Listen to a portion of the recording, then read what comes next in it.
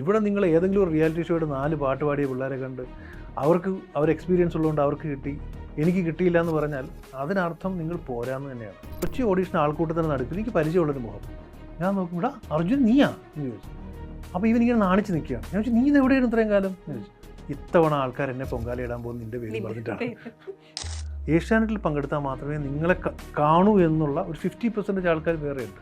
ഇവരെല്ലാവരും അവിടെ ക്യൂവിൽ നിന്ന് വെയിലത്ത് നിന്ന് ഈ പറയുന്ന 6000 പേരിൽ അല്ലെങ്കിൽ ഓരോ ഓഡീഷൻ സെൻറ്ററിലും 10,000-2000 പേരടങ്ങുന്ന ആൾക്കാരിൽ നിന്ന് ഇടിയിട്ട് തള്ളി ഊഴം വന്ന് അകത്ത് കയറിയ ആൾക്കാരാണ്. ഇത് ഞാൻ എൻ്റെ ഭാര്യയ്ക്ക് സമർപ്പിക്കുന്നു.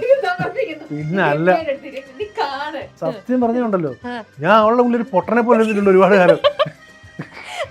പിന്നെ അല്ല, ഏഷ്യാനെറ്റിൽ ഞാൻ ചെന്ന് കഴിഞ്ഞപ്പോഴത്തേക്ക് സ്റ്റാർ സിംഗർ എനിക്ക് ചെയ്യാൻ പറ്റിയില്ല. അതിൻ്റെ പിന്നിൽ എന്താ പറയുക, കുറേ സംഭവങ്ങളുണ്ടായിരുന്നു. സ്റ്റാർ സിംഗർ എനിക്ക് എന്നും ഒരു കിട്ടാക്കനിയായിട്ട് ഇങ്ങനെ അങ്ങ് പോയി. ബാക്കിയുള്ള 2 ഷോസും നന്നായി വർക്കൗട്ടായില്ല. സരിഗമപ്പ കയറി ഞാൻ കൊടുത്തു. എനിക്ക് സ്റ്റാർ സിംഗറിൽ ചെയ്യാൻ പറ്റാതിരുന്നതെല്ലാം ഞാൻ സരിഗമപ്പയിൽ ചെയ്തു. അപ്പം ആദ്യം ഞാൻ ചോദിക്കും, ചിത്ര ചേച്ചി എന്നെ ഓർമ്മയുണ്ടോ എന്ന് ചോദിച്ചിട്ട്. അപ്പോൾ ചിത്ര ചേച്ചിക്ക് എൻ്റെ നമ്പറിൽ എന്താ സർഗോ അങ്ങനെ ചോദിച്ചത്. ചിത്ര ചേച്ചി പെട്ടെന്ന് തന്നെ വിളിക്കും. അപ്പോൾ ഞാൻ ചേച്ചി എൻ്റെ ഷോയിൽ വരാൻ പറ്റുമോ. ഷൂട്ടിംഗ് ഡേറ്റ് ഫിക്സ് ചെയ്തു, ഫ്ലോറിൻ്റെ പണി നടക്കുന്നു, ഗസ്റ്റ് ഫിക്സായി, അവരുടെ ഫ്ലൈറ്റ് ടിക്കറ്റ് വരെ ബുക്ക് ചെയ്തു. എൻ്റെ കയ്യിൽ മെയിനായിട്ട് വേണ്ട എൻ്റെ ജഡ്ജസും ഇല്ല, ആങ്കറും ഇല്ല. 3-4 ദിവസം കഴിഞ്ഞ് തിരിച്ചു വരുമ്പോഴും അവിടെ ടി വിയിൽ ഏഷ്യാനെറ്റ് പോകുന്നുണ്ട്. ഞാൻ അപ്പോഴത്തേക്ക് പറഞ്ഞു, എന്തോ അമ്മ ഇത്, ഞാൻ ഒരു പുതിയ ചാനൽ ജോയിൻ ചെയ്തിട്ട് നിങ്ങളിപ്പോഴും അതൊന്നും പോലും നോക്കാതെ നിങ്ങൾ ഫുൾ ടൈം ഇത് നോക്കിയിരിക്കുന്നത് മോശമല്ലേ. റിമോട്ട് തുറന്ന് നോക്കിയപ്പം അത് ബാറ്ററി തുരുമ്പിച്ചിരിക്കുക. കഴിഞ്ഞൊരു 3-4-5 മാസമായിട്ട് അവർ ഓൺ ചെയ്യുന്നു, ഏഷ്യാനെറ്റ് കാണുന്നു, ഓഫ് ചെയ്യുന്നു, ഏഷ്യാനെറ്റ് കാണുന്നു. ഇത് മാത്രമേ ഉള്ളൂ. അങ്ങനെ എത്രയോ ലക്ഷക്കണക്കിന് വീടുകൾ കേരളത്തിലുണ്ടെന്ന് അറിയാം. ഹൈ ക്വാളിറ്റി മെറ്റീരിയൽസ് കൊണ്ടാണ് നമ്മുടെ ഓരോ വീടും നിർമ്മിച്ചിരിക്കുന്നത്. അതുകൊണ്ട് തന്നെ 10 വർഷത്തെ വാറന്റിയാണ് നമ്മുടെ ഗ്യാരണ്ടി. ഇതുപോലൊരു വീടല്ലേ സർ ആഗ്രഹിക്കുന്നത്? ഇങ്ങനൊരു വീട് ആരാണ് ആഗ്രഹിക്കാത്തത്? Byte homes for Kerala's leading tech enabled home builder. Byte homes for presents സല്ലാപം പവർഡ് ബൈ ഹാർവിയോറ. ബൈറ്റ് ഹോംസ് ഫോർ പ്രസൻസ് സല്ലാപത്തിലേക്ക് മൈൽസ്റ്റോൺ മേക്കേഴ്സിന്റെ എല്ലാ പ്രേക്ഷകർക്കും സ്വാഗതം. ഇന്ന് സല്ലാപത്തിൽ എന്നോടൊപ്പം സല്ലപിക്കാനായിട്ട് ഇരിക്കുന്നത് സ്റ്റാർ സിംഗർ എന്ന ഒരു പോപ്പുലർ ഷോയുടെ പ്രൊഡ്യൂസറായ സർഗോ വിജയരാജാണ്. സർഗോ ചേട്ടാ, സല്ലാപത്തിലേക്ക് സ്വാഗതം. സ്വാഗതം. സെയിം കളറൊക്കെ, കാരണം ഭയങ്കര മനപ്പൊരുത്തമാണ് എനിക്ക് സർഗോ ചേട്ടൻ തമ്മിൽ. ഏകദേശം ഒരു 10-20-22 കൊല്ലത്തെ പരിചയമുണ്ട്. അതൊന്നുമില്ല, പ്രായമൊക്കെ ജസ്റ്റ് ഒരു നമ്പർ സർഗോ ചേട്ടാ, ഞാൻ അതിൽ വിശ്വസിക്കുന്ന ഒരാളാണ്. പക്ഷെ സൂര്യയിൽ ഞാൻ പണ്ട് പ്രോഗ്രാം ചെയ്യുന്ന സമയത്ത് അന്ന് സൂര്യയിൽ പ്രൊഡ്യൂസർ ആയിട്ടുണ്ടായിരുന്ന സർഗോ വിജയരാജ്, അന്ന് ഞാൻ പറഞ്ഞ ആ ഒരു വ്യക്തിയിൽ നിന്നും ഇന്നിപ്പോ ഞാൻ കൂടി ഇവിടെ ഇരിക്കുമ്പോൾ സർഗോ ചേട്ടന്റെ ആ ഒരു ഗ്രാഫ് എന്ന് പറയുന്നത് ഒരു പ്രൊഡ്യൂസർ എന്നുള്ള രീതിയിൽ ഭയങ്കര നല്ല രീതിയിൽ നല്ല ഒരു എല്ലാവർക്കും ഇങ്ങനെ എല്ലാവരെയും അട്രാക്ട് ചെയ്യിപ്പിക്കുന്ന, കൊതിപ്പിക്കുന്ന വല്ലാത്തൊരു ഉയർച്ചയാണ് വന്നിരിക്കുന്നത്. ഒരുപാട് സന്തോഷമുണ്ട് സർഗോ ചേട്ടാ. അന്ന് ഞങ്ങൾ ഒരുമിച്ച് കുറേ ഷോസൊക്കെ ഇന്റർവ്യൂ ചെയ്യാൻ പോയിട്ടുണ്ട്, ഇന്റർവ്യൂ ചെയ്തിട്ടുണ്ട്, കുറേ ഷോസ് ചെയ്തിട്ടുണ്ട്. ഇന്നിപ്പോ ആ വ്യക്തിയെ ഞാൻ ഇന്റർവ്യൂ ചെയ്യാന്ന് പറയുമ്പോൾ എൻ്റെ ഒരു അഭിമാനം, ഒരു സന്തോഷം. ഞാൻ എന്താ ഇവിടെ വൈകിയത് അതല്ലേ എത്ര നാളെ ടപ്പൂസ് വിളിച്ചോണ്ടിരിക്കുക. കഴിഞ്ഞ വർഷം നമ്മുടെ സ്റ്റാർ സിംഗറിലെ കുട്ടികൾ എല്ലാവരും കൂടെ ഫൈനലിന്റെ സമയത്ത് ഫൈനൽ കണ്ടസ്റ്റൻസ് എല്ലാവരും കൂടെ നമ്മൾ മൈൽ സ്റ്റോണിലേക്ക് വിളിച്ചിട്ടുണ്ടായിരുന്നു. അന്ന് ആ കുട്ടികൾ എല്ലാവരും കൂടെ വന്ന് ഒരു നല്ലൊരു ചാറ്റും കുറേ പാട്ടൊക്കെ അവർ കുറേ പാടിത്തന്നു. അന്ന് അവർക്ക് എല്ലാവർക്കും കോമൺ ആയിട്ട് എല്ലാവരും ഭയങ്കര വാതോരാതെ സംസാരിച്ചത് അവരുടെ പ്രൊഡ്യൂസറിനെ കുറിച്ചായിരുന്നു. അന്നും സർഗോ ചേട്ടൻ നമ്മൾ കൂടുതൽ ഇങ്ങനെ വരൂ, കുട്ടികളുടെ കൂടെ വരൂ എന്നൊക്കെ പറഞ്ഞ് ഇവിടുന്ന് അപ്പൂസ് എത്ര തവണ വിളിച്ചതാ. എന്താണ് വിളിക്കുമ്പോൾ ഇങ്ങനെ പിന്നിലേക്ക് മാറി മാറി ഒന്നാമത്തെ കാര്യം, ഒന്ന് ആ സ്റ്റാർ സിംഗറിന്റെ ഫിനാലെ എന്നൊക്കെ പറയുന്നത് അത് ആ കുട്ടികളുടെ സ്പേസാണ്. അപ്പോൾ ഞാനിവിടെ വന്നിരുന്ന് ഒന്നാമത് ഞാൻ വന്നാൽ ഈ പിള്ളേരൊന്നും അധികം മിണ്ടത്തില്ലായിരുന്നു ആ സമയത്ത്. അപ്പോൾ ഇപ്പം ഞങ്ങൾ കുറച്ചുകൂടെ കമ്പനിയായി. അന്ന് ആ ഷോയിൽ നിൽക്കുന്ന സമയത്ത് ഞാൻ ഈ സ്ഥിരമായിട്ട് ഈ കിടന്ന് ബഹളം വെക്കുന്നത് കൊണ്ടായിരിക്കും പിള്ളേർക്ക് എപ്പോഴും ഒരു ചെറിയ ഭയം കലർന്ന ബഹുമാനം, അങ്ങനെ വിശ്വസിക്കാനാണ് എനിക്കിഷ്ടം. അപ്പോൾ അതുണ്ടായിരുന്നു. അപ്പോൾ സ്വാഭാവികമായിട്ട് ഞാൻ ഇൻ്റർവ്യൂവിലൊക്കെ വന്നു കഴിഞ്ഞാൽ അവർ കുറച്ച് നിശബ്ദരാകും. അപ്പോൾ നിങ്ങളുടെ കണ്ടന്റിനെയാണ് അത് ബാധിക്കാൻ പോകുന്നത് ആ സമയത്ത്. അപ്പം നമ്മളെല്ലാവരും കണ്ടന്റ് ക്രിയേറ്റേഴ്സ് ആയതുകൊണ്ട് നമ്മൾ ആ പോയിന്റ് ഓഫ് വ്യൂടെ ചിന്തിക്കണമല്ലോ. പക്ഷെ ഞങ്ങൾ അങ്ങനെയൊന്നും വിടില്ലെന്ന് മനസ്സിലായില്ലേ? പുറകെ നടന്ന് ഒരു കൊല്ലം എടുത്തില്ല, പക്ഷെ എന്നാലും ഞങ്ങളോട് വരുത്തിച്ചു സർഗോ ചേട്ടനെ ഫൈനലി. ഒരുപാട് സന്തോഷം സർഗോ ചേട്ടാ. 2008 ഈ സ്റ്റാർ സിംഗർ അന്ന് എനിക്ക് തോന്നുന്നു 3ാമത്തെ സീസണാണ്. അന്ന് 2008 കുറച്ച് നാൾ ആങ്കർ ചെയ്ത ആളാണ് ഞാൻ. ഇപ്പോൾ 17 കൊല്ലമായി. 17 കൊല്ലം കഴിഞ്ഞപ്പോഴും സ്റ്റാർ സിംഗർ അതിൻ്റെ കുറേ പുതിയ രൂപത്തിലോ പുതിയ ഭാവത്തിലോ എന്നൊക്കെ പറയുന്ന പോലെ, എന്നാൽ അന്നത്തിനെക്കാട്ടിലും ഇന്നിപ്പോൾ ആൾക്കാർ വളരെയധികം വെയിറ്റ് ചെയ്ത് നിൽക്കുകയാണ് പ്രോഗ്രാം കാണാൻ, ഈ വർഷത്തെ കണ്ടസ്റ്റൻസിനെ കാണാൻ. ആ ഒരു അതിൻ്റെ ആ ഒരു ഭംഗി ഇപ്പോഴും പോവാതെ ഇങ്ങനെ മെയിൻറ്റെയിൻ ചെയ്ത് കൊണ്ടുപോകാൻ. ഇടയ്ക്കൊന്നും അത് ഒരല്പം ഒരു ഗ്യാപ്പൊക്കെ വന്നിരുന്നു ഇടയ്ക്ക് കുറച്ച് നാളുകളിൽ. പക്ഷെ എന്നാലും വളരെ ആ പിന്നീട് എണീറ്റപ്പോൾ ഈ കഴിഞ്ഞ വർഷം അതിനകത്ത് ഭയങ്കര ഒരു മേക്ക് ഓവർ വരുത്തിക്കൊണ്ടോ അതിനെ ശരിക്കും ഒരു ലൈവ് ആക്കി എടുത്തു സർഗോ ചേട്ടൻ ഇതിലേക്ക് വന്നപ്പോൾ. ഇതിൻ്റെ ഒരു ക്യാപ്റ്റൻസിയിലേക്ക് സർഗോ ചേട്ടൻ വന്നപ്പോൾ കുറെ ഒരു കോളിളക്കം സൃഷ്ടിച്ചു എന്ന് തന്നെ പറയാം. അങ്ങനെ ഒരു മാറ്റം വരുത്താൻ സർഗോ ചേട്ടനായിട്ട് ചെയ്തത് എന്തൊക്കെയായിരുന്നു? ഞാൻ ബോധപൂർവ്വം ഒന്നും ശ്രമിച്ചിട്ടില്ല. എനിക്ക് അതിന് പറയുകയാണെങ്കിൽ കുറച്ചുകൂടെ ബാക്കിലേക്ക് പറയേണ്ടി വരും. കാരണം ഞാൻ ഒരു 2017 ഞാൻ ഏഷ്യാനെറ്റ് വിടുന്നത്. ഞാൻ അറിയാമല്ലോ, ഞാനൊരു 2011 ഞാൻ ഏഷ്യാനെറ്റ് ജോയിൻ ചെയ്യുന്നത്. 11 കഴിഞ്ഞിട്ട് 11 മുതൽ 17 വരെ ഞാൻ ഏഷ്യാനെറ്റിൻ്റെ ഭാഗമായിരുന്നു. ഞാൻ ചീഫ് പ്രൊഡ്യൂസറായിരുന്നു. ഞാൻ അവിടെ ഒരു മാപ്പിളപ്പാട്ടിൻ്റെ റിയാലിറ്റി ഷോ ചെയ്തിരുന്നു. മൈലാഞ്ചി ചെയ്തിരുന്നു. മൈലാഞ്ചി ഒരു വലിയ ഹിറ്റായിരുന്നു പോയിരുന്നെങ്കിൽ പോലും ആ സമയത്ത് മൈലാഞ്ചി റീച്ച് ആവുന്ന ഒരു സർട്ടൺ ലെവൽ ഓഫ് ഓഡിയൻസ് ഉണ്ടായിരുന്നു. അത് കുറച്ചുകൂടെ മിഡിൽ ഈസ്റ്റിലായിരുന്നു അത് പോപ്പുലർ. പക്ഷേ കേരളത്തിൽ അത് കാണുന്ന ആൾക്കാരുണ്ടായിരുന്നിരിക്കാം, പക്ഷേ വളരെ കുറവായിരുന്നു. അന്ന് മൈലാഞ്ചി അതുപോലെ ഹിറ്റ് നിൽക്കുന്ന സമയത്ത് പാരലലി സ്റ്റാർ സിംഗറും പോകുന്നുണ്ടായിരുന്നു. പക്ഷേ സ്റ്റാർ സിംഗ് ഇപ്പോൾ ഏത് ഷോ ആണെന്ന് പറഞ്ഞാലും കുറച്ച് കഴിയുമ്പോൾ ഉണ്ടാകുന്ന ഒരു സ്റ്റൈൽ ഫീൽ ഉണ്ടല്ലോ, അത് സ്റ്റാർ സിംഗറിനെ ബാധിച്ചിട്ടുണ്ടാവണം. അത് കഴിഞ്ഞിട്ട് എനിക്ക് ആക്ച്വലി ഞാൻ 2011 ഏഷ്യാനെറ്റിൽ ജോയിൻ ചെയ്യുന്നത് സ്റ്റാർ സിംഗർ ചെയ്യാൻ വേണ്ടിയിട്ടാണ്. എന്നെ അന്ന് സൂര്യ ടി വിയിൽ നിന്ന് ഏഷ്യാനെറ്റ് ഹയർ ചെയ്യുന്നത്, ഏഷ്യാനെറ്റിനെ എടുക്കുന്നത് സ്റ്റാർ സിംഗർ ചെയ്യാൻ വേണ്ടിയാണ്. കാരണം അന്ന് സ്റ്റാർ സിംഗർ നടന്നുകൊണ്ടിരിക്കുന്ന സമയത്ത് കുറേ അധികം ആൾക്കാരുൾപ്പെടെ എൻ്റെ ആ സമയത്ത് സ്റ്റാർ സിംഗറിൻ്റെ ഡയറക്ടർ ഉൾപ്പെടെ അന്ന് മനോരമയിലേക്ക് പോയി ജോയിൻ ചെയ്തു. മഴവില്ലിൻ്റെ അന്ന് മഴവില്ലിൽ ജോയിൻ ചെയ്തപ്പോൾ ആ ഒരു സ്പേസിലേക്ക് സ്റ്റാർ സിംഗർ ചെയ്യാൻ വേണ്ടിയിട്ടാണ് അന്ന് അത്യാവശ്യം എന്താ പറയുക പോപ്പുലർ ആയിരുന്ന ഷോസ് ചെയ്തുകൊണ്ടിരുന്ന എന്നെ സൂര്യ ടി വിയിൽ നിന്ന് ഏഷ്യാനെറ്റിലേക്ക് ഹയർ ചെയ്യുന്നത്. പക്ഷേ ഏഷ്യാനെറ്റിൽ ഞാൻ ചെന്ന് കഴിഞ്ഞപ്പോഴത്തേക്ക് സ്റ്റാർ സിംഗർ എനിക്ക് ചെയ്യാൻ പറ്റിയില്ല. അതിൻ്റെ പിന്നിൽ എന്താ പറയുക കുറേ സംഭവങ്ങളുണ്ടായിരുന്നു. പുതിയതായിട്ട് വരുന്ന ഒരാൾക്ക് സ്റ്റാർ സിംഗർ ഏൽപ്പിക്കാൻ എന്താ പറയുക അവിടുത്തെ ഹെഡ് ലെവലിലുള്ള പലർക്കും ചില ടെൻഷൻസും കാര്യങ്ങളൊക്കെ ഉണ്ടായിരുന്നു. പക്ഷേ ഞാൻ അങ്ങനെ സ്റ്റാർ സിംഗർ എനിക്ക് എന്നും ഒരു കിട്ടാക്കനിയായിട്ട് ഇങ്ങനെ അങ്ങ് പോയി. പിന്നെ മൈലാഞ്ചി ചെയ്തു. മൈലാഞ്ചി ചെയ്യുമ്പോഴും എൻ്റെ ഉള്ളിൽ സ്റ്റാർ സിംഗർ ഉണ്ട്, പക്ഷേ എനിക്ക് റീച്ച് ചെയ്യാൻ പറ്റുന്നതിനപ്പുറത്താണ് സ്റ്റാർ സിംഗർ എന്ന് എനിക്ക് തോന്നിയിരുന്നു ആ സമയത്ത്. കാരണം പതുക്കെ സ്റ്റാർ സിംഗർ എൻ്റെ അടുത്ത് നിന്ന് ഇങ്ങനെ അകന്നകന്ന് പോകുന്നത് എനിക്ക് മനസ്സിലായിട്ടുണ്ടായിരുന്നു. അങ്ങനെ ഒരു 2017 ആയി കഴിഞ്ഞപ്പോഴത്തേക്ക് എനിക്ക് സീയിൽ നിന്നൊരു ഓഫർ വന്നു. സീയിൽ നിന്ന് ഓഫർ വന്നപ്പോൾ ഞാൻ സീയുടെ നാഷണൽ ലെവലിലുള്ള സാരിഗമപ്പ എന്ന് പറഞ്ഞ ഷോ ഞാൻ കണ്ടിട്ടുണ്ട്. അപ്പോൾ ഞാൻ ആദ്യം പറഞ്ഞത് ഞാൻ സീയിൽ ജോയിൻ ചെയ്യുന്നില്ല, എനിക്ക് എന്തായാലും സിനിമയാണ് എൻ്റെ സ്വപ്നം, ഞാൻ സിനിമയിലേക്ക് പോവാണ്. എനിക്ക് നിങ്ങളൊരു കാര്യം ചെയ്യും, എനിക്ക് സാരിഗമപ്പയുടെ എനിക്ക് ഔട്ട്സൈഡ് പ്രൊഡക്ഷൻ തരാൻ പറ്റുമോ? അപ്പോൾ അവർ കുറച്ച് ആലോചിച്ചിട്ട് ഔട്ട്സൈഡ് പ്രൊഡക്ഷൻ തരാൻ പറ്റില്ല, നിങ്ങളുടെ പ്രോഗ്രാം ഹെഡായിട്ട് ജോയിൻ ചെയ്യണം എന്നൊരു സാധനമാണ് അവർ വെച്ചത്. അപ്പോൾ അങ്ങനെയാണെങ്കിൽ നിങ്ങൾക്കത് ചെയ്യാം എന്ന് പറഞ്ഞു. അങ്ങനെ ഞാൻ only because of സാരിഗമപ്പ അല്ലെങ്കിൽ only because of such an amazing show ഞാൻ സീയിൽ പ്രോഗ്രാം ഹെഡായിട്ട് ജോയിൻ ചെയ്തു. അവർ പറഞ്ഞ പോലെ തന്നെ ഞാൻ സാരിഗമപ്പ സ്റ്റാർട്ട് ചെയ്യുന്നു. സാരിഗമപ്പ സ്റ്റാർട്ട് ചെയ്യുമ്പോൾ അന്ന് എനിക്ക് തോന്നുന്നു സാരിഗമപ്പയ്ക്കൊപ്പം സമാനമായിട്ടുള്ള ഷോസ് മഴവിൽ സ്റ്റാർട്ട് ചെയ്യുന്നുണ്ട്, സൂര്യ ടി വി സ്റ്റാർട്ട് ചെയ്യുന്നുണ്ട്.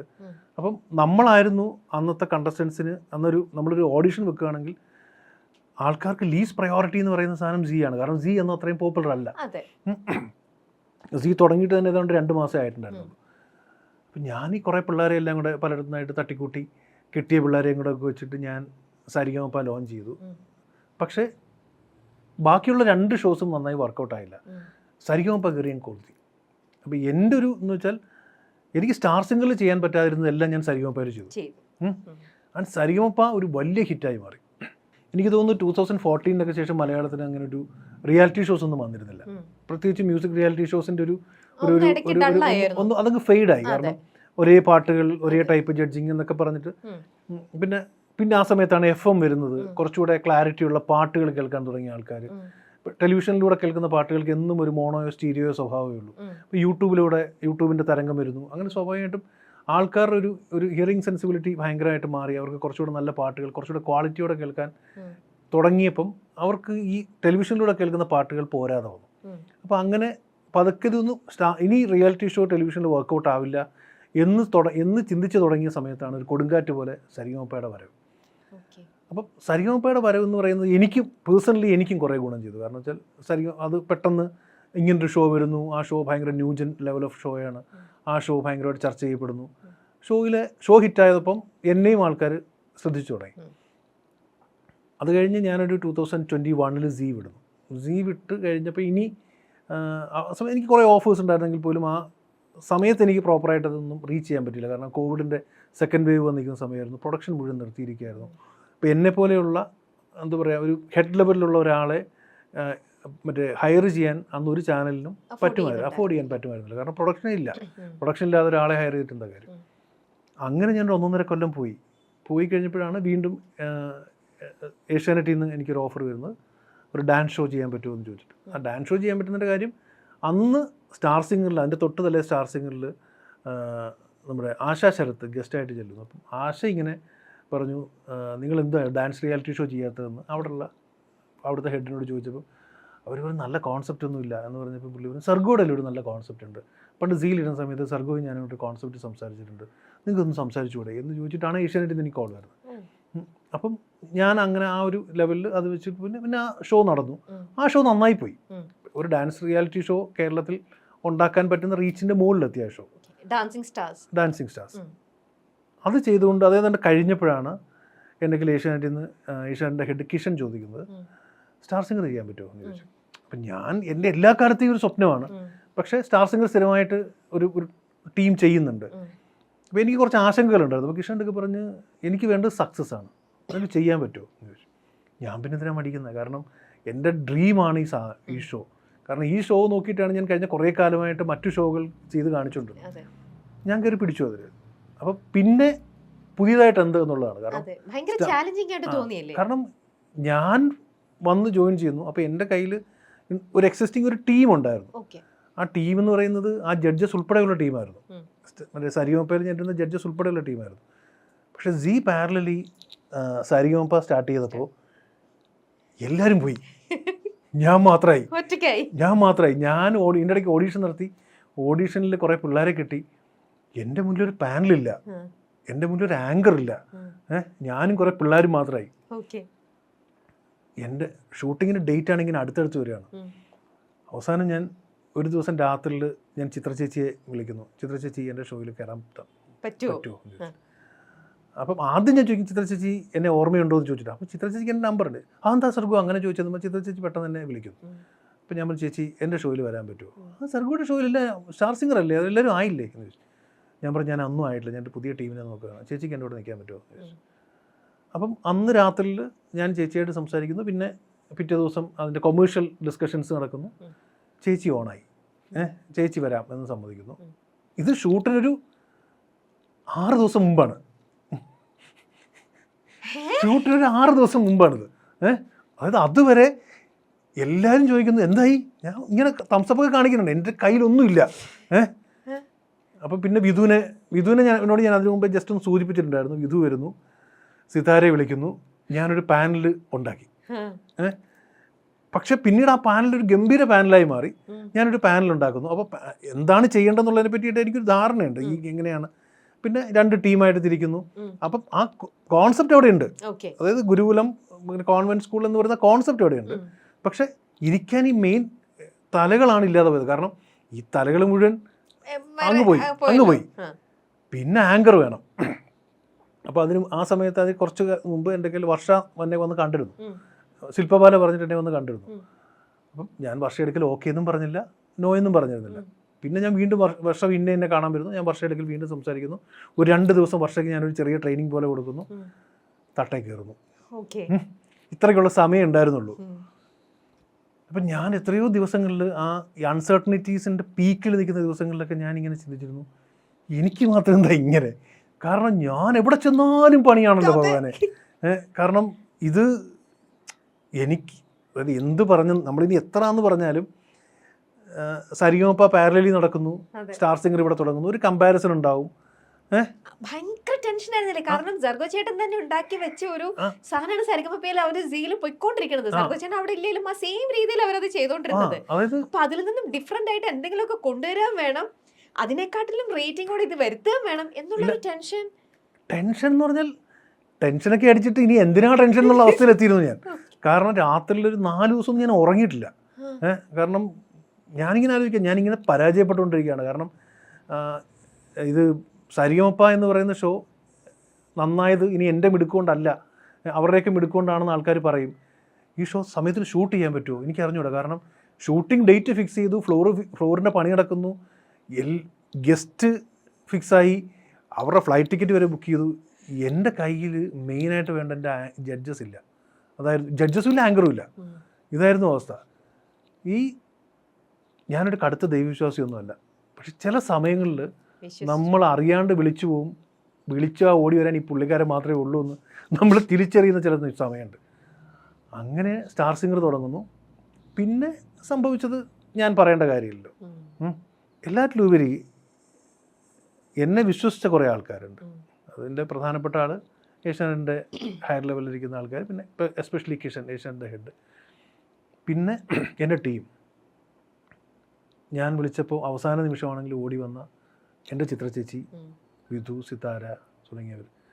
അപ്പം അടുത്തൊരു വർഷം കൂടെ ഞങ്ങൾ ഒരുമിച്ച് പോകാമെന്ന് തീരുമാനിക്കുന്നതിൻ്റെ പ്രധാനപ്പെട്ട കാരണം ഇതാണ്. കാരണം ഞങ്ങൾ തമ്മിലുള്ള മനപ്പൊരുത്തമാണ്. അതായത് ഞാനൊന്ന് ബഹളം വെച്ചാലോ അല്ലെങ്കിൽ ഞാൻ നിർബന്ധിച്ചാൽ ഏതറ്റം വരെയും ചെയ്യാൻ തയ്യാറാകുന്ന കുറച്ച് ആൾക്കാരെൻ്റെ ചുറ്റുമുണ്ട്.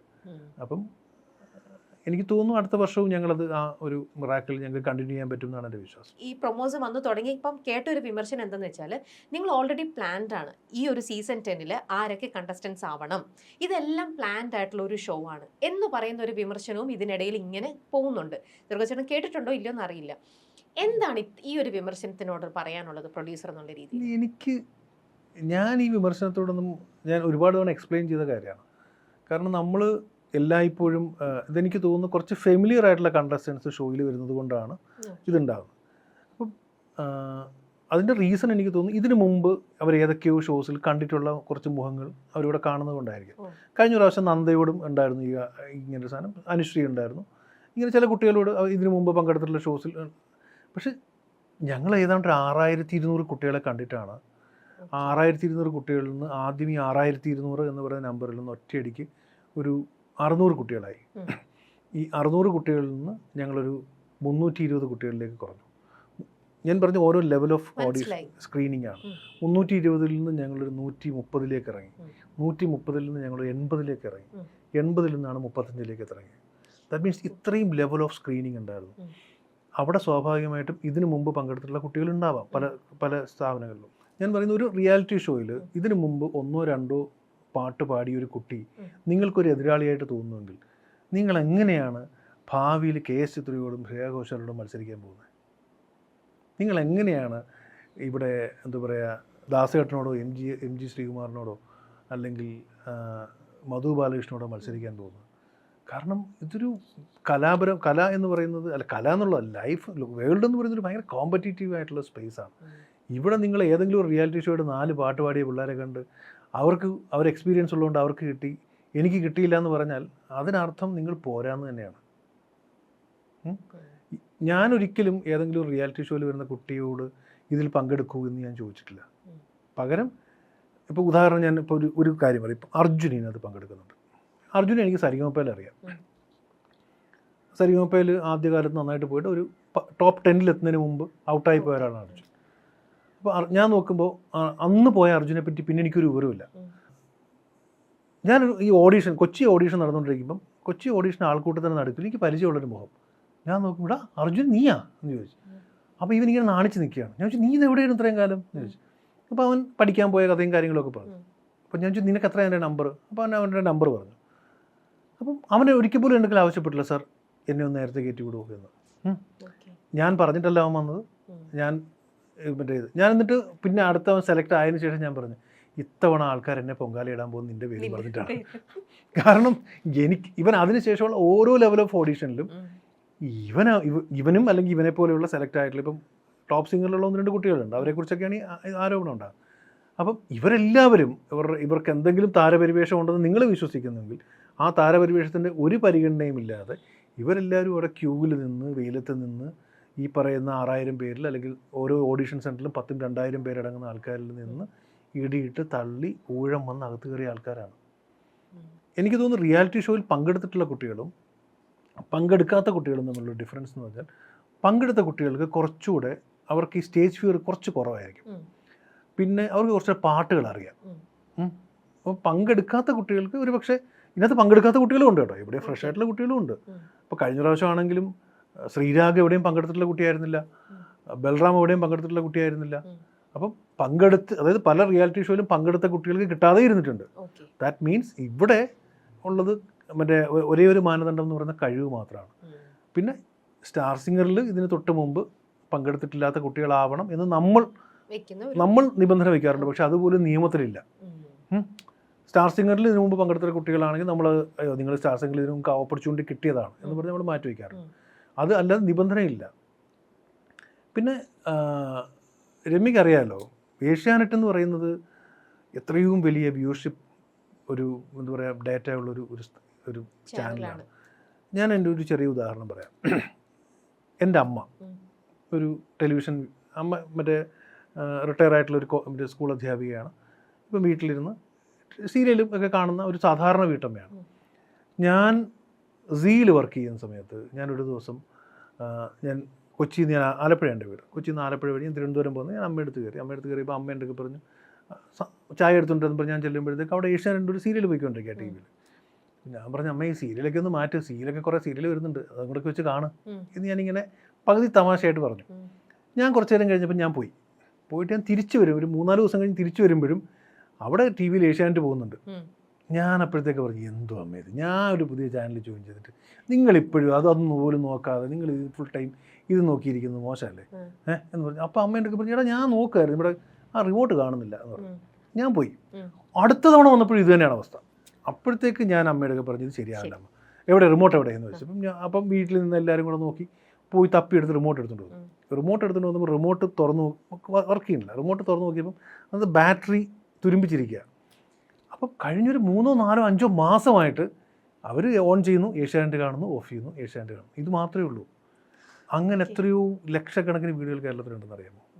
അതായത് മറ്റൊരു ചാനലിൽ നിങ്ങൾ പങ്കെടുത്തു എന്നുള്ളതിൻ്റെ പുറത്ത് ഏഷ്യാനെറ്റിൽ പങ്കെടുത്താൽ മാത്രമേ നിങ്ങളെ കാണൂ എന്നുള്ള ഒരു 50% ആൾക്കാർ വേറെയുണ്ട്. അതായത് കഴിഞ്ഞ ആഴ്ചത്തെ നമ്മുടെ ഒരു റേറ്റിംഗ് ഉണ്ടല്ലോ, ബാർക്ക് റേറ്റിങ്ങിൽ തന്നെ ഏഷ്യാനെറ്റിൻ്റെ 5-1 ഉള്ളൂ ബാക്കി രണ്ടാമത് നിൽക്കുന്ന ചാനലിൽ. ദാറ്റ് മീൻസ് ഒരു 800+ ആണ് ഏഷ്യാനെറ്റിൻ്റെ റേറ്റിംഗ് എങ്കിൽ തൊട്ട് താഴെ നിൽക്കുന്ന ചാനൽ 200 താഴെയാണ്. അത്രയും അന്തരമുണ്ട്. സ്വാഭാവികമായിട്ടും മറ്റ് ചാനലുകളിൽ എവിടെയെങ്കിലുമൊക്കെ അപ്പിയർ ചെയ്തിട്ടുള്ള കുട്ടികൾക്ക് എനിക്ക് ഏഷ്യാനെറ്റിൽ പങ്കെടുക്കണമെന്ന് തോന്നുന്നത് അവർക്ക് അവരെ കുറ്റം പറയാൻ പറ്റുമോ? അങ്ങനെ നമുക്ക് മാറ്റി നിർത്താൻ പറ്റുമോ? കാരണം ഏഷ്യാനെറ്റിൻ്റെ പ്രേക്ഷകരെ സംബന്ധിച്ചോളം അവർ പുതിയ ആൾക്കാരാണ്. സോഷ്യൽ മീഡിയയിൽ ഒരു പക്ഷേ ഇത്തരം ചർച്ചകളൊക്കെ ഉണ്ടാകുന്നുണ്ടാവാം. അതൊന്നും ഈ ടെലിവിഷൻ കോർ പ്രേക്ഷകരെ അറിയുന്നുണ്ടാവില്ല. അവർക്ക് ഇവരെല്ലാം പുതിയ ആൾക്കാരാണ്. ഇത്തരത്തിലൊരു ഭയങ്കര ഒരു എന്ത് ചാലഞ്ച് തന്നാലും അല്ലെങ്കിൽ എത്ര വലിയ ടാസ്ക് തന്നാലും അതൊക്കെ ഓക്കെ ഞാനൊന്ന് ട്രൈ ചെയ്ത് നോക്കാം എന്ന് പറഞ്ഞ് അതൊക്കെ ചെയ്യാൻ വില്ലിങ് ആയിട്ടുള്ള ഒരാളാണ് സെർഗോ ചേട്ടൻ. ഇപ്പം തന്നെ പല രീതിയിൽ പറഞ്ഞു കഴിഞ്ഞിട്ടുണ്ട് എല്ലാ ടാസ്കും ഈസി ആയിട്ട് എടുത്തു എന്നൊക്കെ. പക്ഷേ ഈ ടാസ്കുകൾ എടുത്തപ്പോഴും ഒക്കെ നെഗറ്റീവ് ആയിട്ടുള്ളതും ഒരുപാട് തലവേദനകൾ തന്ന ഒരുപാട് നിമിഷങ്ങളും ഉണ്ടായിട്ടുണ്ട്. അത്തരത്തിലുള്ള ഏതെങ്കിലും ഒരു നിമിഷത്തിൽ ഞാൻ എന്തിനാ ഈ വയ്യാവേലി എടുത്തിൻ്റെ തലേ വെച്ചത്, ഞാനിത് എടുക്കേണ്ടിയിരുന്നില്ല എന്നുള്ള ഒരു അങ്ങനെ എപ്പോഴെങ്കിലും തോന്നിയിട്ടുണ്ടോ? ഒരുപാട് തവണ തോന്നിയിട്ടുണ്ട്. നിർത്തണം എന്ന് നിർത്തിയിട്ട് വേറെ എന്തെങ്കിലും പരിപാടിക്ക് പോകാം തോന്നിയിട്ടുണ്ട്. അല്ല അതെന്താ കാര്യം എന്ന് വെച്ചാൽ നമ്മൾ ഇപ്പം ഞാനൊരു എഞ്ചിനീയറിംഗ് ഗ്രാജുവേറ്റ് ആണ്. അപ്പം എൻ്റെ നാട്ടിൽ നിന്ന് ആ സമയത്ത് എഞ്ചിനീയറിംഗ് പാസ്സായിട്ടുള്ള ഒരാൾ ഞാൻ മാത്രമായിരുന്നു. അങ്ങനെ അത്യാവശ്യം കുഴപ്പമില്ലാത്തൊരു കുടുംബത്തിൽ നിന്ന് ആ സമയത്തെ ലെവൽ വെച്ച് നോക്കുമ്പോൾ ഇന്നിപ്പോൾ എഞ്ചിനീയേഴ്സ് ഭയങ്കര കോമൺ ആയതുകൊണ്ടാണ് ഞാൻ പറയുന്നത്. അന്ന് അങ്ങനെ പോയ ഒരാൾ പെട്ടെന്നൊരു ദിവസം സിനിമ എന്നൊക്കെ പറഞ്ഞ് പുറപ്പെട്ട് ഇറങ്ങി വരുമ്പോഴത്തേക്ക് തിരിച്ച് എൻ്റെ വീട്ടിലുണ്ടാകാൻ സാധ്യതയുള്ള ഭൂകമ്പം എന്ന് പറയുന്നത് നിങ്ങൾ വിചാരിക്കുന്നതിന് അപ്പുറത്താണ്. അങ്ങനെ അവിടുന്ന് പപ്പായോട് വഴക്കിട്ട് അമ്മയെ കരയിപ്പിച്ച് ഞാൻ വീട്ടിൽ നിന്ന് ഇതാണെന്നും പറഞ്ഞ് ഇറങ്ങുന്നത്. ടെലിവിഷനിലേക്കല്ല, സിനിമയിലേക്ക് ഇറങ്ങി തിരിച്ചു വന്ന് ഞാൻ പിന്നെ അവസാനം ടെലിവിഷനിൽ ഞാൻ ഇങ്ങനെ സ്റ്റക്കായി ഇങ്ങനെ പരിപാടിയൊക്കെ ചെയ്തു കൊണ്ടുപോകുമ്പോൾ ചില സമയങ്ങളിൽ നമുക്ക് തോന്നും എൻ്റെ ദൈവമേ പണ്ടാരടങ്ങി നമ്മൾ തലയിൽ കൈവച്ച് ഇങ്ങനെ ഇരിക്കും. കാരണം നമുക്ക് താങ്ങാൻ പറ്റുന്നതിനപ്പുറത്തേക്ക് ആണല്ലോ പലപ്പോഴും കാര്യങ്ങൾ. കാരണം ഈ ടെലിവിഷൻ പ്രൊഡക്ഷൻ എന്ന് പറഞ്ഞാൽ സിനിമ പോലെയല്ല. സിനിമയിലാണെങ്കിൽ കാര്യങ്ങൾ കുറച്ചുകൂടെ കൃത്യമായിട്ട് നടക്കും. ടെലിവിഷനിൽ എന്താ പറയുക, ഒരു ഗസ്റ്റ് ഒരു ദിവസം വരാമെന്ന് പറഞ്ഞു, അയാൾ വന്നില്ല. നമ്മളൊരു പക്ഷേ അദ്ദേഹത്തെ പ്ലാൻ ചെയ്തിട്ടായിരിക്കും ചുറ്റുപാടുള്ള ബാക്കി എല്ലാ കാര്യങ്ങളും പ്ലാൻ ചെയ്തിട്ടുണ്ടാവുക. ഇത് നമ്മുടെ ഒരു ലിമിറ്റേഷനാണ്. അപ്പം ഇത് നടന്നില്ല എന്നുണ്ടെങ്കിൽ പലപ്പോഴും അത് കാൽക്കുലേറ്റ് അല്ലെങ്കിൽ അവസാനം വിലയിരുത്തപ്പെടുന്നത് നമ്മുടെ കഴിവുകേടായിട്ടായിരിക്കും. അല്ലെങ്കിൽ നമ്മൾ ഇപ്പോൾ പ്രോപ്പർ ഇനിഷ്യേറ്റീവ് ആയിട്ട് ചെയ്തിട്ടില്ല, അല്ലെങ്കിൽ നമ്മൾ പ്രോപ്പർ പ്ലാൻഡ് ആയിരുന്നില്ല എന്ന ലെവലിലായിരിക്കും. ഇതൊരു 2 ദിവസം കഴിഞ്ഞിട്ട് ചിലപ്പോൾ ഇതിനെ ഒരു മീറ്റിങ്ങിൽ ഇവാലുവേറ്റ് ചെയ്യപ്പെടുക. അപ്പോൾ അങ്ങനെയൊക്കെ വരുമ്പോൾ സമയത്ത് നമുക്ക് തോന്നും എന്തിനായിരുന്നു ഇത്, വെറുതെ ഈ റിസ്ക് എടുക്കണ്ടായിരുന്നു, ഈ പരിപാടി നിർത്തി പോകാമെന്നൊക്കെ തോന്നും. പക്ഷേ എന്നിൽ, ഞാൻ നേരത്തെ പറഞ്ഞാൽ ഒരു നാട്ടുമ്പുറത്തുകാരനുണ്ട്. ഇതെല്ലാം കഴിഞ്ഞ് പരാജയപ്പെട്ട് വീട്ടിലോട്ട് തിരിച്ച് ചെന്ന് കയറാൻ പറ്റാത്തതുകൊണ്ട് ഞാൻ കുറേ നേരം തലയിൽ കൈവച്ച് അവിടെ ഇരുന്നിട്ട് ഞാൻ തിരിച്ചെഴുന്നേറ്റ് വീണ്ടും പണിയെടുക്കും. അപ്പം എനിക്ക് ഒരു 10 മിനിറ്റ് അല്ലെങ്കിൽ ഒരു അരമണിക്കൂർ 1 മണിക്കൂർ കഴിയുമ്പോൾ ഞാൻ തകർന്നിരുന്നിട്ട് ഞാൻ ബൗൺസ് ബാക്ക് ചെയ്യും. ഈ വിട്ടു കൊടുക്കില്ല, കൊണ്ടേ പോകും എന്നൊക്കെ പറഞ്ഞിട്ട് അവസാനം ഞാൻ അങ്ങ് ചെയ്തെടുക്കും. ഇത്രയേ ഉള്ളൂ. അല്ലാതെ ഇത് എന്താ പറയുക, ഞാനൊരു മറ്റേ അന്യഗ്രഹ ജീവിയൊന്നുമല്ല, ഇതെല്ലാം നേടുന്ന അല്ലെങ്കിൽ അങ്ങനെയുള്ള ഒരാളൊന്നുമല്ല, സാധാരണ ഒരാൾ തന്നെയാണ്. അപ്പം അവിടെ നമ്മൾ ഈ വിൽ പവർ, പിന്നെ പണ്ടേ ഒരു കാര്യവും ഞാൻ പെട്ടെന്ന് വിട്ടുകൊടുക്കില്ല. എന്തിനാണെങ്കിലും ഞാൻ മാക്സിമം ശ്രമിക്കും. അവസാനം തോറ്റവിടെ ഉരുണ്ടവിടെ കിടന്നാൽ പോലും ഞാൻ ശ്രമിക്കും, അവിടെ ശ്രമിക്കും. അങ്ങനെയൊക്കെ അങ്ങ് പോകുന്നതുകൊണ്ട് സംഭവിക്കുന്നതാണ്. എന്തായാലും ഇപ്പൊ കുറേ വർഷങ്ങളായിട്ട് പാട്ടിന്റെ ലോകത്തിൽ ഇരിക്കാൻ ആഗ്രഹിക്കുകയും പാട്ടിന്റെ ലോകത്തിൽ തന്നെ ഇങ്ങനെ ഇരിക്കുന്ന ഒരു പ്രൊഡ്യൂസർ എന്നുള്ള രീതിയിൽ എത്രയോ ഗാനങ്ങൾ ഇപ്പൊ കേട്ടിട്ടുണ്ട്. ആ ഗാനങ്ങളൊക്കെ കേൾക്കുക മാത്രമല്ല അതിൻ്റെയൊക്കെ വിഷ്വലുമൊക്കെ നല്ല രീതിയിൽ തറവായിരിക്കും എന്നാണ് എനിക്ക് തോന്നുന്നത്. എന്തായാലും കേട്ട് നമുക്ക് സുപരിചിതമായ നല്ല കുറേ പാട്ടുകളുണ്ട്. ആ പാട്ടുകൾ ഏതൊക്കെയാണെന്ന് സ്റ്റാർ സിംഗറിന്റെ പ്രൊഡ്യൂസർ ഇന്ന് ഇവിടെ നിന്ന് പറയണം. പാട്ടിനോടുള്ള താങ്കളുടെ അറിവ് എത്രത്തോളം ഉണ്ടെന്ന് നോക്കട്ടെ. പാട്ട് ഏതാണെന്ന് ഐഡന്റിഫൈ ചെയ്യണം സർഗോ ചേട്ടൻ. അപ്പൊ പാട്ട് ഏതാണെന്ന് മനസ്സിലാവാനായിട്ടുള്ള നമ്മുടെ കൂടെ പിള്ളേരൊക്കെ ഉണ്ട്, ഇവരൊക്കെ സഹായിക്കണം കേട്ടോ. ഇവരൊക്കെ നല്ല കിട്ടുന്ന ആൾക്കാർ. ഇവിടെ ഞാൻ തുടങ്ങുമ്പോ തന്നെ അവിടെ നിന്ന് ആൻസർ വരും, നോക്കിക്കോ. പക്ഷെ എനിക്ക് തിരിഞ്ഞിരിക്കാൻ പറ്റില്ലല്ലോ. അല്ല, അവരത് പറഞ്ഞുതരും, അവർ ഉറക്കം പറഞ്ഞുതരും. ഇവിടെ വരുന്ന ഗസ്റ്റുകൾക്ക് അവർ ഫുൾ സപ്പോർട്ട് കൊടുക്കുന്ന ആൾക്കാരാണ്. എന്താണ് ആദ്യത്തേത്? ഒരു നല്ല സുപ്രഭാതം വിഷ്വൽ ചെയ്യണം കേട്ടോ. ഒരു നല്ല സുപ്രഭാതം. പിന്നെ കാണിക്കുന്നത് തൃശ്ശൂർ വടക്കുന്നാഥൻ ടെമ്പിളാണ്. പിന്നെ അവിടെ ഒരു പ്രണയം നമ്മൾ കാണുന്നു. അപ്പൊ മനസ്സിലേക്ക് വരുന്ന പാട്ട് ഏതാ? ഇതാണ് ചോദ്യം. കണ്ടോ, പ്രൊഡ്യൂസറിനെ കുറിച്ച് ഞങ്ങൾ പറയിപ്പിക്കും. അടുത്തത് പോരട്ടെ എന്ന് പറയാൻ പേടിയാവുന്നു. ഇല്ലില്ല, ഈ ഒരു ലെവലിലുള്ള ഇതൊക്കെ തന്നെയാ. നിളയുടെ തീരം, രാത്രി, നൃത്ത അധ്യാപകൻ, മരിച്ചുപോയ കാമുകിയുടെ ഓർമ്മകൾ, സായന്തനം, ചന്ദ്രിക. പാടുവോ സർഗ ചേട്ടൻ? ഇല്ല. പാടാൻ തോന്നുന്നുണ്ടോ? ഇല്ല. ഓക്കെ, ഞാൻ ഈ പറഞ്ഞതിനകത്ത് ഏതെങ്കിലും ഫേവറേറ്റ് ആയിട്ടുള്ള പാട്ടാണോ എന്നൊന്ന് പറയണം കേട്ടോ. ഇനി കാമുകിയുടെ മനോഹരമായ ഓർമ്മകൾ, കുട്ടിക്കാലം, കായൽ, വള്ളം തുഴയുന്ന നായകൻ, അടുത്തിരിക്കുന്ന കൂട്ടുകാരൻ.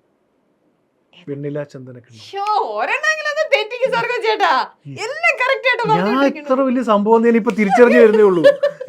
ഞാൻ സത്യം പറഞ്ഞ പേടിച്ചുകൊണ്ടിരിക്കുകയായിരുന്നു. പിന്നെ അല്ല, ഇത് കണ്ടാൽ ഏറ്റവും കൂടുതൽ അത്ഭുതപ്പെടുന്ന എന്റെ ഭാര്യയായിരിക്കും. കാരണം അവൾ ഇങ്ങനെ പറയുമ്പോൾ എപ്പോഴും ഞാൻ തെറ്റിക്കാറുണ്ട്. ചിലപ്പോ പുള്ളിക്കാരി ഇങ്ങനെ ഞങ്ങൾ ഒരുമിച്ച് കാറിലൊക്കെ പോകുമ്പോഴേ ഒരു മ്യൂസിക് ഇട്ട് കേൾപ്പിച്ചിട്ട് ഇത് ഏതിന്റെ BGM എന്ന് പറയാൻ പറ്റും. എന്റെ ആ ദിവസം പോകും, എനിക്കൊരിക്കലും കിട്ടുകയില്ല. അപ്പൊ രമ്യ ഇനി പറയുമ്പോൾ ഇങ്ങനെ കുറച്ച് ക്ലൂ ഇട്ടിട്ട് പറയാൻ നോക്കുക. അല്ല, ഇതെന്നെ കൊണ്ട് പറയിപ്പിക്കാതിരിക്കാനാണല്ലോ അവള് നോക്കുന്നത്. അതെ എന്റെ ഇതിനകത്തുള്ള വിവരമില്ലായ്മ അവക്കൊന്ന് ഉറപ്പുവരുത്താൻ വേണ്ടിയാണ് അവള് ചോദിച്ചോണ്ടിരിക്കുന്നത്. അതെ. ഒരു തെരുവിൽ ജീവിതം നഷ്ടപ്പെട്ട ഒരു നായകൻ, അച്ഛൻ്റെയും അമ്മയുടെയും ദുഃഖം, പ്രണയിനിയുടെ കല്യാണം ദൂരെ മാറി നിന്ന് കാണേണ്ടി വന്ന ഒരവസ്ഥ. കിരീടം സിനിമയിലെ അത് തന്നെ, കണ്ണീർ പൂവിന്റെ. നമ്മുടെ കുട്ടി സഹായിച്ചു. എന്നാലും കിരീട സിനിമ പറഞ്ഞു കണ്ണീർ പൂവിന്റെ. ഇല്ല, ഞാൻ എപ്പോഴും ഈ പാട്ടുകൾ ഓർക്കുന്നത് പല ആൾക്കാരും ട്യൂൺ വെച്ചിട്ടാണ്, ഞാൻ ഓർക്കുന്നത് വിഷ്വൽ വെച്ചിട്ടാണ്. അപ്പൊ പിന്നെ പെട്ടെന്ന് ഇത് പറയാൻ പറ്റും. എന്നാ പിന്നെ ഞാൻ ഈ ഒരു ഫീൽ ഒന്നും ഇല്ലാതെ വെറുതെ ഒന്ന് പറഞ്ഞു നോക്കിയാലോ, ക്യാച്ച് ചെയ്യാൻ പറ്റുമോ നോക്കട്ടെ. എന്നാ ചുമ്മാ വായിച്ചു വിടാം. ബസ് മുതലാളിയായ നായകൻ, വള്ളുവനാട്ടിലെ ഉത്സവം, ആശുപത്രിയിൽ കിടക്കുന്ന നായിക. എന്ത് മനസ്സിലാവും? വരവേൽപ്പ്, പൂമാല മേലെ, അതാണ് പാട്ട്. അപ്പൊ എങ്ങനെ പറഞ്ഞാലും കിട്ടും. അനിയത്തിയോടുള്ള ഏട്ടന്റെ സ്നേഹം, അനിയത്തിയുടെ വിവാഹം, അനിയത്തിയെ പിരിയുന്നതിലുള്ള ദുഃഖം. പാട്ട് വെണ്ണിലാക്കൊമ്പിലെ രാപ്പാടി, അതാണ് പാട്ട്. ഓക്കെ, അപ്പൊ അങ്ങനെ ഒരെണ്ണം പോലും തെറ്റിക്കാതെ കംപ്ലീറ്റ് കറക്റ്റ് ആയിട്ട് ഉത്തരം പറഞ്ഞിരിക്കുകയാണ് സർഗ ചേട്ടൻ. ഞാൻ എന്റെ ഭാര്യക്ക് സമർപ്പിക്കുന്നു. നീ കാണ് എന്റെ പാട്ടിനോടുള്ള അറിവ്. സത്യം പറഞ്ഞുണ്ടല്ലോ, ഞാൻ അവളുടെ മുന്നിൽ ഒരു പൊട്ടനെ പോലെ ഒരുപാട് കാലം. ആണല്ലേ പിന്നല്ല, കിട്ടുന്ന അവസരം അവൾ അത്യാവശ്യം പാട്ട് പാടുവന്നേ. ഉം, എന്നിട്ട് ഇമ്മാതിരി മറ്റേ ക്വിസ് കോമ്പറ്റീഷനുമായിട്ട് എൻ്റെ അടുത്ത് വരും. വരും. ഞാനാണെങ്കിൽ പണ്ടാരാണെങ്കിൽ പെട്ടുപോകാറുണ്ട്. പോറ്റ്